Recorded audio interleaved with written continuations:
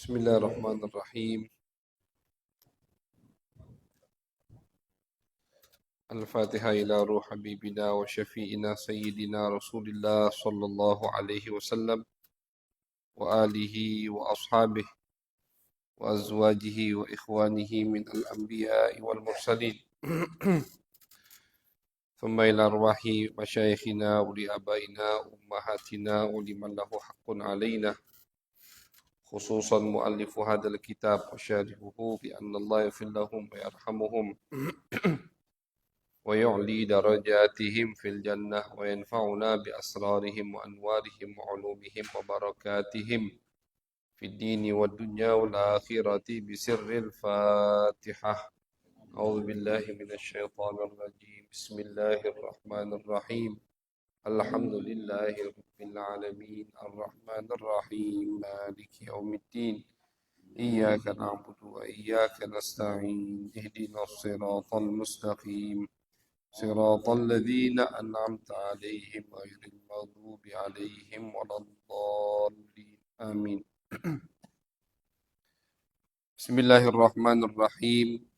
قال المؤلف رحمه الله ونفعنا به وبعلومه وبعلوم مشايخنا وبعلوم سائر الصالحين في الدارين آمين، إلى أن قال: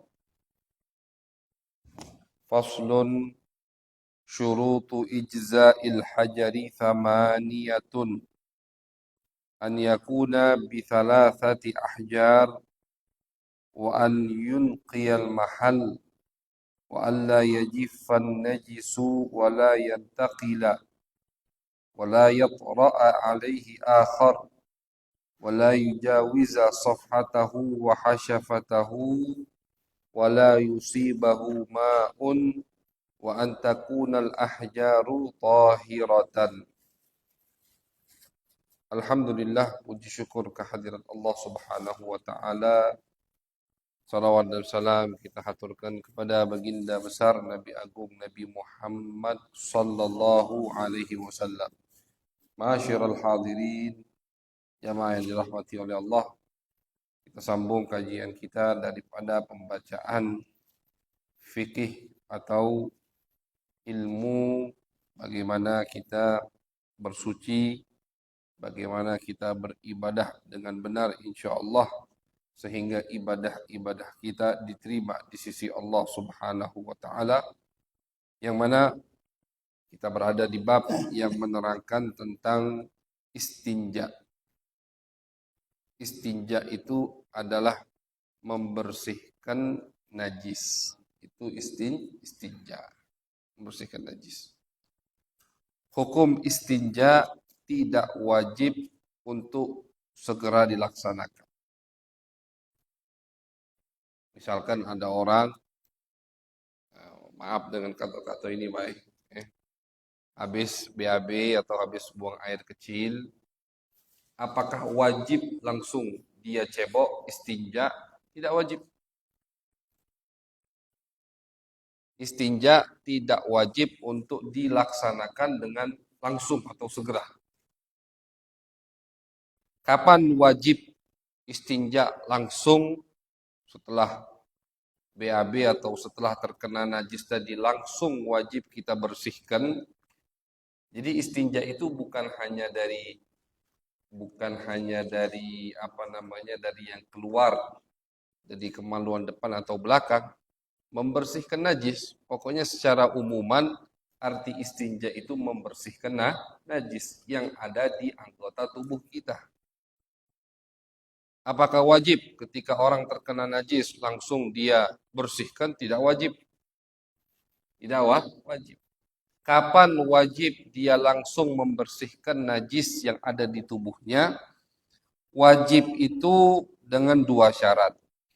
Ada dua keadaan yang mana wajib orang tersebut untuk langsung istinja.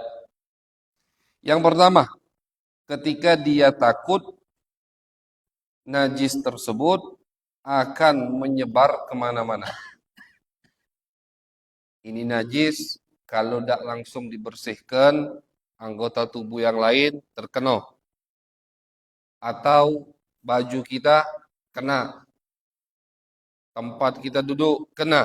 Nah, berarti itu najis, wajib harus langsung dibersihkan. Nah, ini Mbak, ini orang rumah kita perlu kita tegur atau kita peringati, apalagi yang masih ada anak kecil, masih ada bayi yang suka pup atau apa namanya buang air kecil sembarangan, itu jangan diremehkan. Karena anak kecil ya kencingnya najis. Anak kecil kencingnya najis. Kalau najis berarti sholat kita di situ tidak sah. Jangan sampai was-was. Cuman jangan disepelekan. Jangan sampai berlebihan. Akhirnya kita jadi was-was. Kita kira rumah ini najis galau. Jangan. Jangan juga aja itu. Jangan juga sampai kita sepelekan. Jadi sedang-sedang. Caranya bagaimana? Ya, tiap kita lihat anak kita buang air kecil sembarangan, misalkan langsung, jangan kaget-kaget istilahnya, langsung bersihkan, hilangkan dulu apa namanya ainun najasahnya. Kalau dia pup, hilangkan dulu pupnya, jangan langsung disiram. Cara bersihkan najis kan itu, bendanya itu dihilangi dulu. Dia buang air kecil, kencingnya itu bersihkan dulu, dilap dulu. Kencingnya itu dilap. Sudah habis kencingnya baru kasih air sedikit, lap. Jadi tidak meluber kemana-mana. Tidak perlu disiram serumah-rumah, tidak perlu. Asal najisnya sudah kita hilangkan. Tapi kalau najisnya masih ada di lantai, kita siram. Nah, banyu itu kemana? Najis itu ikut, najis semua itu. Nah, disiram berkali-kali akhirnya. Jadi cara gampang bersihkan najis, hilangkan dulu ainun najasahnya. Hilangkan dulu najisnya, kencingnya misalkan dilap dulu pakai tisu atau pakai kain.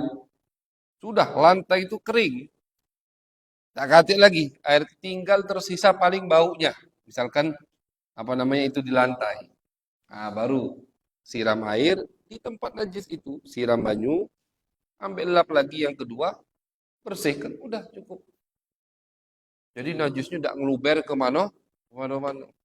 Itu cara membersihkan najis. Nah, jadi wajib kita langsung membersihkan najis ketika kita takut najis tadi akan kemana-mana. Itu wajib.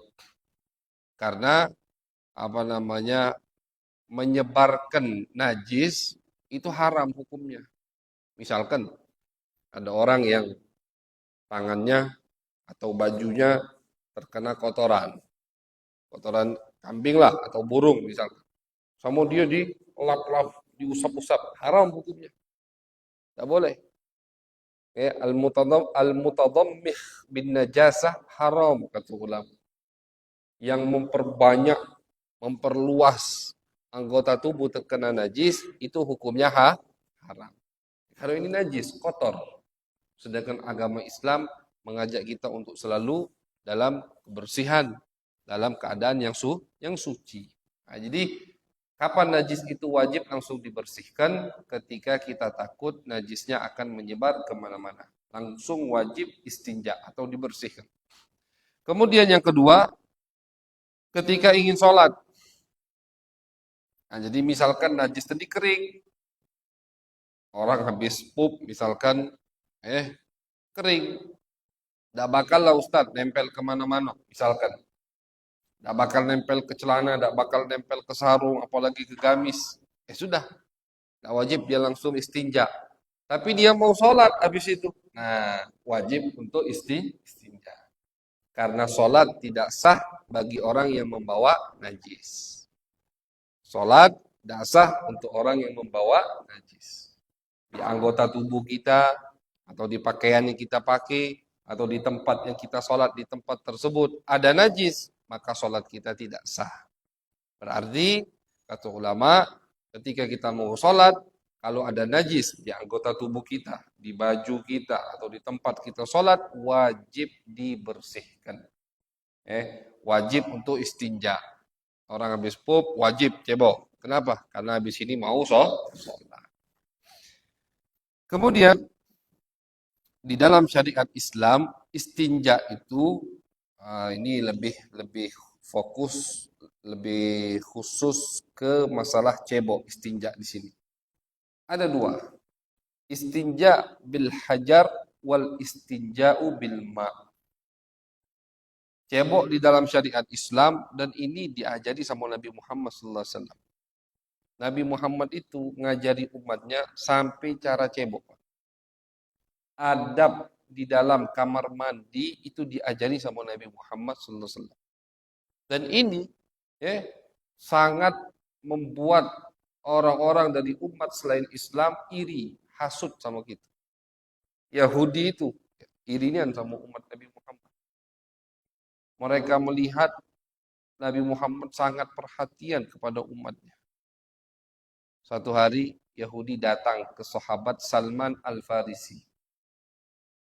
Kata Yahudi ini, Salman, Nabi kalian itu luar biasa. Ini pengakuan musuh ini. Pengakuan musuh. Nabi kalian itu luar biasa. Ngajari kalian sampai-sampai al-khara'ah. Khara'ah itu artinya sampai-sampai cara cebok di kamar mandi pun Nabi kalian ajari kalian. Jadi jangankan cara beribadah di dalam masjid. Jangankan cara bermuamalat sesama manusia. Cara cebok di kamar mandi itu Nabi ajari kita. Sunnahnya bagaimana? Dari masuk kamar mandi, dari cara buka pakaian, cara duduknya bagaimana, apa yang dilakukan setelah buang air, sunnahnya bagaimana, ceboknya bagaimana, nyiram airnya, itu komplit Nabi ajari. Nyiram airnya bagaimana caranya, bahkan posisi tangan itu mana yang digunakan untuk cebok, Nabi ajari kan. Saking sayangnya Nabi Muhammad SAW kepada umat. Nah, jadi kata ulama, kalau kita mengamalkan sunnah Nabi yang di dalam kamar mandi sekalipun, kita akan mendapatkan keberkahan yang luar biasa dari Allah. Jadi jangan sepelekan sunnah Nabi. Adab-adab Nabi Muhammad SAW. Masuk kamar mandi, kaki kiri. Sunnah pakai alas kaki. Nah, jadi bagus kalau kita di masjid misalkan siapkan di dalam kamar mandi sendal khusus untuk di dalam kamar mandi, sunnah itu. Kemudian sunnah pakai tutup kepala, peci, masuk kamar mandi. Kita amalkan semua sunnah Nabi dalam kamar mandi, kita akan mendapatkan cahaya Nabi Muhammad SAW dari kamar mandi. Dari kamar mandi, baik kita bisa dapat berkah Nabi Muhammad SAW kalau kita mengamalkan sunnah-sunnah Nabi di dalam toilet, dalam kamar mandi. Nah, jadi kata ulama, dalam syariat Islam, dan syariat Islam terkenal syariat ajaran agama yang paling bersih dalam istinja. Banyak pengakuan dari wong-wong selain non-muslim, selain apa yang beragama Islam. Ngakui bahwasannya Islam itu bersih-bersih. Yang wong-wong di luar itu jorok-jorok, kotor-kotor. Islam bersih. Diakui. Karena memang Nabi kita selalu menjaga kebersihan. Selalu mengarahkan untuk kita selalu bersih. Apalagi ketika mau ke masjid. Bahkan Allah sendiri dalam Al-Quran mengatakan, khudhu zinatakum inda kulli masajid. Kata Allah, kalau nak ke masjid, rapi-rapi pakainya. Bersih, wangi. Kenapa? Kalau nak ke masjid. Nak ke rumah Allah. Nak menghadap Allah. Nak kumpul dengan umat manusia. Umat Nabi Muhammad SAW. Ini anjuran dari syariat Islam. Saking bersihnya syariat Islam, di dalam syariat Islam untuk istinja ada dua cara. Yang pertama ma'ruf, kita semua lakukan dengan air, itu yang paling bagus. Karena air cepat membersihkan najis. Yang kedua, al-istinja'u bil hajar. Cebok dengan batu. Nah, ini mungkin zaman sekarang jarang yang amalkan, cuman masih ada. Cebok dengan batu. Mana yang afdol? Yang paling afdol digabung. Cebok dengan batu, kemudian dia bilas dengan air. Itu yang paling afdol. Bersihnya berarti. Kenapa bisa dibilang paling afdal? Karena Allah pernah memuji satu kaum yang mengamalkan dua hal ini. Turun ayat di surat At-Taubah. Ayat itu berbunyi bahwasannya Allah innallaha yuhibbut tawwabin wa yuhibbul mutatahhirin. Allah cinta dengan orang yang selalu bertaubat dan cinta dengan orang yang selalu rajin bersuci.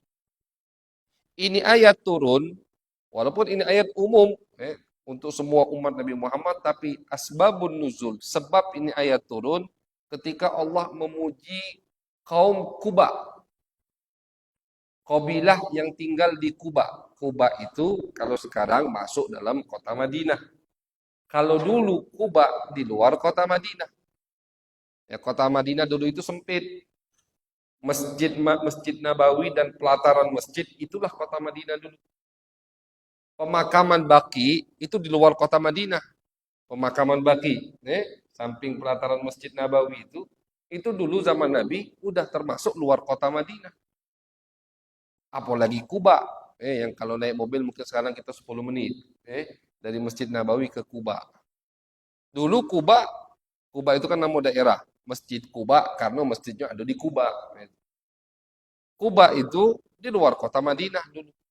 Makanya dari Madinah ke Kuba udah dianggap safar. Udah boleh jamak. Sudah boleh jamak. Karena udah keluar dari kota Madinah. Kuba.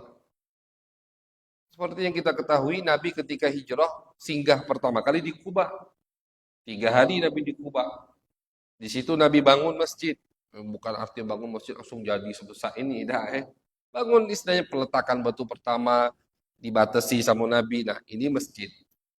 Kayak Allah memuji di dalam Al-Quran bahwasannya la masjidun ussisa ala taqwa min awwali yaumin ahaqqu an taquma fihi rijalun. Allah puji masjid yang pertama kali dibina atau dibangun atas dasar ketakwaan itu lebih pantas untuk kalian sholat di dalam masjid tersebut.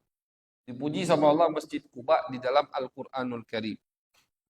Puji sama Allah.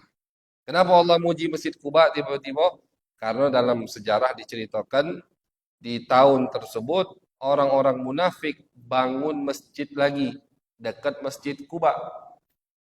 Munafik zaman Nabi itu Islamnya cuma di mulut, hatinya kafir. Depan Nabi dia Muslim, belakang Nabi kafir. Kafir niat, jadi cuma pura-pura Islam. Nah, orang munafik ini tidak pernah stop untuk memikirkan bagaimana memecah belah umat Nabi Muhammad. Akhirnya mereka berpikiran, wah kita caranya ini kita bangun masjid lagi. Biar apa? Biar pecah. Jamaahnya terbagi dua. Di Kuba ini, mereka bangun masjid. Setelah mereka bangun masjid tersebut, mereka undang Nabi peresmian. Bukan Nabi datang, Nabi kirim sahabat untuk membakar masjid tersebut. Dibakar sama Nabi. Dihancurkan. Kenapa? Karena Allah turun masjid tersebut itu dibangun untuk memecah belah umat Nabi Muhammad SAW. Untuk nyaingi masjid Kuba. Nah, makanya dari cerita ini turun ayat tadi. Allah puji masjid Kuba. Masjid Kuba adalah masjid yang lebih pantas untuk kalian sholat di situ. Bukan masjid tadi yang dibangun untuk memusuhi Allah, untuk memusuhi Nabi Muhammad sallallahu alaihi wasallam. Setelah Allah puji Masjid Kuba, Allah puji orang-orang yang tinggal di sekitaran Kuba. Mereka adalah orang-orang yang kata Allah suka bersuci. Nabi panggil akhirnya. Ngomong Kuba nih. Kamu apa be yang kamu lakukan ngapu dipuji sama Allah ini? Apa kata mereka? Ya Rasulullah, kami ngamalkan sunnah ini. Ketika kami istinja, kami cebok, itu kami pakai dulu batu. Setelah kami pakai batu, baru kami pakai air. Ngamalkan sunnah ini. Pakai batu, kayak itu sebutkan mana caranya, syarat-syaratnya. Habis pakai batu, kami baru siram, bilas pakai air. Oh kata Nabi, gara-gara itu kalian dipuji sama Allah Subhanahu wa ta'ala. Allah suka orang yang sering atau serius berlebihan ketika bersuci. Di mana itu? Di istinja. Mereka pakai batu, baru bilas pakai air. Dan dipuji sama Allah Subhanahu wa Ta'ala. Ini termasuk sunnah Nabi Muhammad SAW. Cuman ada syarat-syaratnya untuk istinja cebok dengan batu. Pertama, harus menggunakan 3 batu. Tidak boleh kurang dari 3 batu, walaupun 1 batu sudah bersih. Maaf, misalkan dia habis buang air besar, diusap tempat kemaluannya itu, duburnya itu, kita dalam belajar nih atau dalam penjelasan kadang maaf dengan kalimat-kalimat yang vulgar biar jelas Pak, saya nak di istilah-istilah kesalahan. Jadi duburnya itu diusap dengan batu, sekali usap misalkan udah bersih, dah cukup, harus 3 kali usap atau 3 batu. Tidak mesti 3 batu kata ulama. 1 batu tapi ada 3 sisi, tidak masalah. Jadi misalkan, ini batunya nih, ada 3 sisi, 1, 2, 3, kali ini 4, nah, cukup. Sikok batu tidak apa-apa. Atau 1 batu, 1 sisi, cuma dia pakai sekali, habis itu dia bersihkan, repot tapi. Dia pakai lagi, dia bersihkan. Nah, jadi tidak mesti 3 batu, betul 3 batu, tidak mesti. Cukup 1 batu, kalau 1 batu tadi ada 3 sisi, harus 3 kali usap. Jadi yang wajib itu 3 kali usapan batu. 1 kali usap, sudah bersih, 2 kali bersih, dah tetap wajib 3 kali. 3 kali usap. 3 kali usap, misalkan duburnya 3 kali sama dia, diusap sama batu, belum bersih, berarti wajib tambah. Itu syaratnya. Wajib usapan keempat. Usapan keempat, udah bersih. Sunnah nambah usapan kelima. Sunnah ganjil. Sunnah ganjil. Nah, jadi kalau belum 3 usapan, sudah bersih, harus sampai ke 3 usapan, wajib. Kalau sudah 3 usapan bersih, udah cukup. 3 usapan belum bersih, wajib tambah. Tapi kalau tambah digenap bersih, sunnah untuk nambah ke ganjil. 4 belum bersih, wajib ke 5. 5 belum bersih, wajib ke 6. 6 bersih, 6 usapan bersih misalkan. Sunnah nambah 1 lagi, biar ganjil. 7 usapan. Nah, begitu. Jadi harus lebih dari atau harus 3 usapan kalau bersih, kalau tidak bersih tambah sampai bersih, dan kalau stop bersihnya digenap, sunnah ditambah 1 untuk ganjil biar usapannya ganjil. Itu termasuk syaratnya. Jadi bukan sembarangan beda. Kemudian anyukal mahal, ketika dia bersihkan tadi harus sampai bersih. Tempat tadi harus bersih dari najis, dubur tadi sudah bersih dari najis. Bukan artinya dia pakai ini Pak, untuk habis ini dia tidak pakai air. Jadi ceritanya ini, habis ini dia tidak pakai baju lagi, tidak apa-apa. Tidak pakai baju lagi habis ini. Apalagi kan wong dulu. Wong dulu tuh bukan cak gitu, apalagi di Jazirah Arab dulu. Bukan cak gitu, alhamdulillah, banyu yang banyak. Tidak habis insyaallah. Sungai Musi tidak kering-kering insyaallah.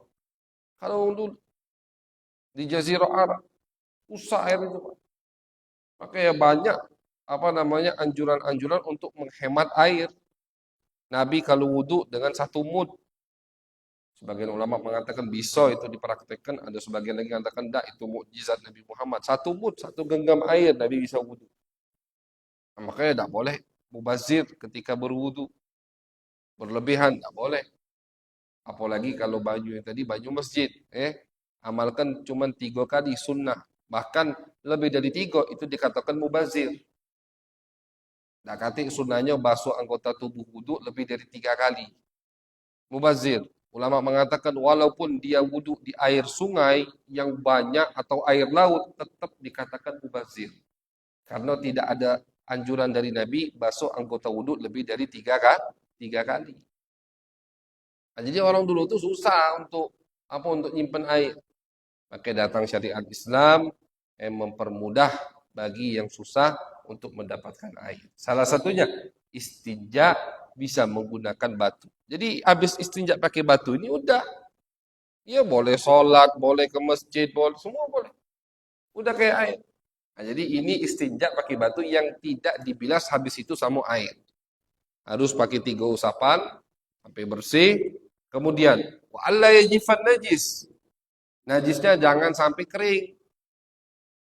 Kalau misalkan dia buang air besar, kemudian tidak langsung istinja pakai batu, najisnya udah kering di duburnya, maka tidak bisa lagi pakai batu. Wajib menggunakan air. Ya, karena najisnya udah kering, tidak bisa diambil sama batu. Wala yantaqil. Najisnya tidak atau belum pindah. Jadi masih di situ. Masih di posisi ketika dia keluar. Yang kena itu cuma sekitaran dubur. Kalau misalkan maaf, najisnya tadi pindah ke paha, pindah ke kaki, yang di paha, yang di kaki, tidak bisa dibersihkan pakai batu. Nah, jadi ini khusus untuk cebok, Pak.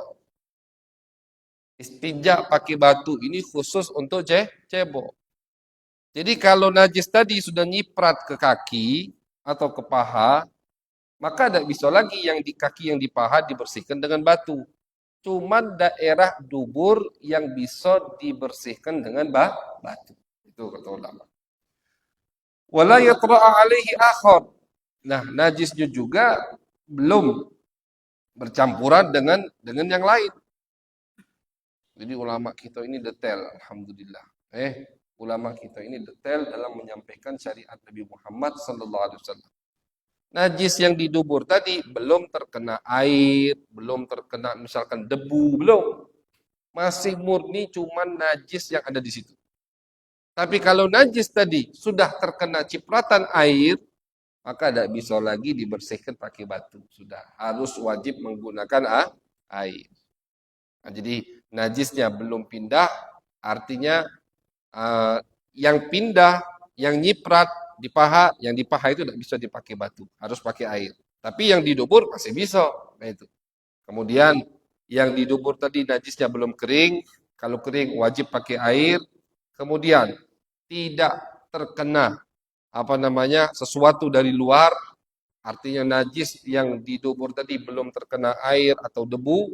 Kalau sudah terkena air, sudah terkena debu misalkan, maka tidak bisa lagi pakai batu, wajib menggunakan air. Jadi ada syarat-syaratnya dari ulama, tentu dari Nabi Muhammad SAW untuk bersihkan istinja pakai batu.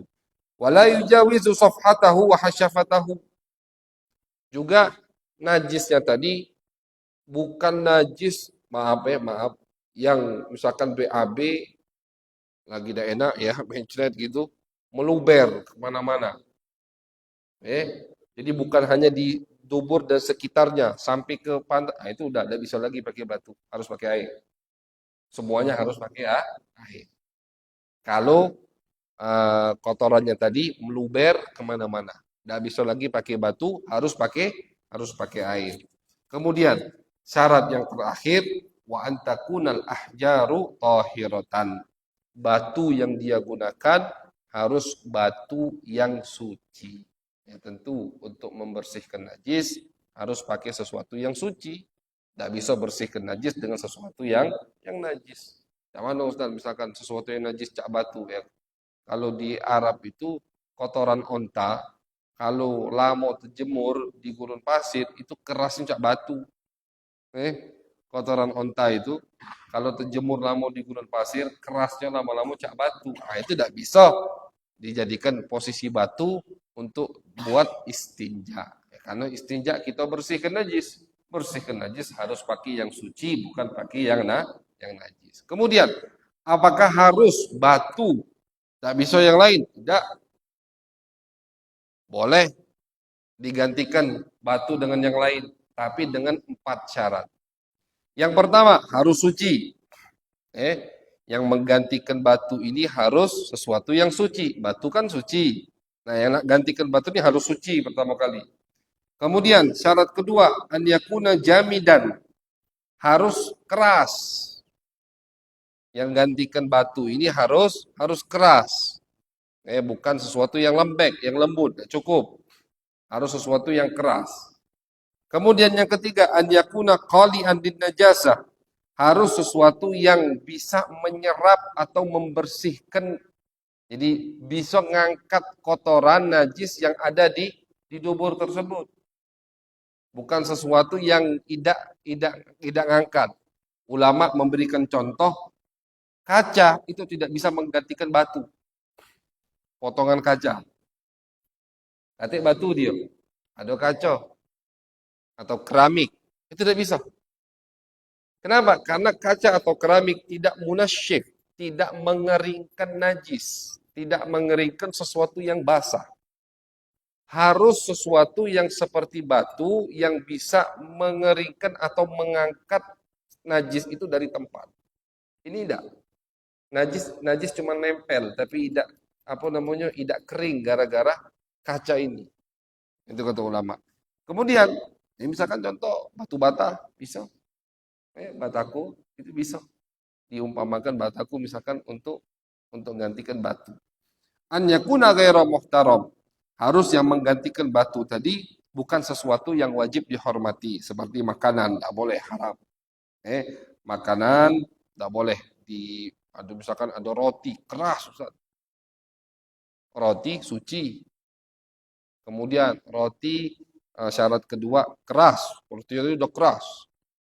Syarat roti kalau di Arab sana, habis tidak dimakan, lama dikit, ditaruh di luar, keras Pak. Nah dimakan lagi, harus tinjuk banyu dulu, baru dipanggang lagi, biar lembut. Keras cak batu roti kalau sana. Kerasnya cak batu. Nah, roti suci. Roti yang udah dijemur tadi keras. Roti nyerap tak nyerap? Kalau kita roti celupkan ke banyu, nyerap kan? Nyerap. Tapi roti makanan wajib dihormati, maka tidak bisa menggantikan posisi batu untuk istinja. Atau tulang. Tulang itu makanannya jin. Tulang, kata Nabi Muhammad SAW, ta'amu ikhwanikum minal jin. Tulang itu makanan jin. Tulang suci, tulang keras, tulang bisa menyerap, tapi tulang wajib dihormati. Karena tulang adalah makanan jin. Atau misalkan anggota tubuh manusia, itu sama. Bisa, tapi wajib dihormati, jadi tidak bisa gantikan posisi batu. Jadi tidak mesti batu, bisa ada benda yang bisa menggantikan posisi batu, bisa dengan syarat-syarat tadi. Harus suci, keras, mengeringkan tempat dubur yang ada najis di situ, dan keempat harus sesuatu yang bukan wajib dihormati. Maka kalau terkumpul pada satu benda sifat 4 tersebut, maka benda itu bisa menggantikan posisi batu untuk istinja. Jadi itu tadi Pak, syarat-syarat istinja menggunakan batu. Udah selesai dia istinja pakai batu. Batu tadi dia basuh, tidak perlu kita habis istinja buang cari batu lain, tidak. Basuh batu itu simpan di kamar mandi. Kaparkan di kamar mandi, habis disucikan, kaparkan. Sudah. Misalkan tidak mau dibasuh dengan air, dubur tadi cukup keluar, boleh sholat pun semua boleh, wudu tinggal cukup sudah. Cuman afdalnya dibilas lagi dengan air, karena tentu tidak ada yang bisa menggantikan posisi air dalam membersihkan anggota tubuh kita. Air itu paling ampuh untuk membersihkan bau, najis dan seterusnya. Jadi digabung istinja dengan batu dengan istinja pakai air, itu yang paling afdal, yang sampai-sampai Allah memuji satu kabilah karena mereka mengamalkan sunnah Nabi Muhammad SAW tersebut. Dipuji sama Allah Subhanahu wa Ta'ala. Itu kurang lebih pembahasan kita malam hari ini, yaitu istinja bil hajar, cebok menggunakan batu. Syarat-syaratnya sudah kita sebutkan. Kemudian apa saja yang bisa menggantikan batu sudah kita sebutkan sifat-sifatnya. Mudah-mudahan jelas. Insyaallah pembahasan yang akan mendatang terkait tentang rukun furudul wudu, ada 6, kita kaji insyaallah, kita bahas di pertemuan yang mendatang. Mudah-mudahan ditemukan oleh Allah dalam keadaan sehat wal afiyah, diberi taufik hidayah, kegampangan, sahala wal jamalah. untuk menghadiri majlis-majlis ilmu, majlis-majlis yang berkah. Amin ya rabbal alamin. Sallallahu alaihi wasallam Muhammad wa ala alihi wa sahbihi wa baraka wa sallam. Walhamdulillahi rabbil alamin. Wassalamualaikum warahmatullahi wabarakatuh.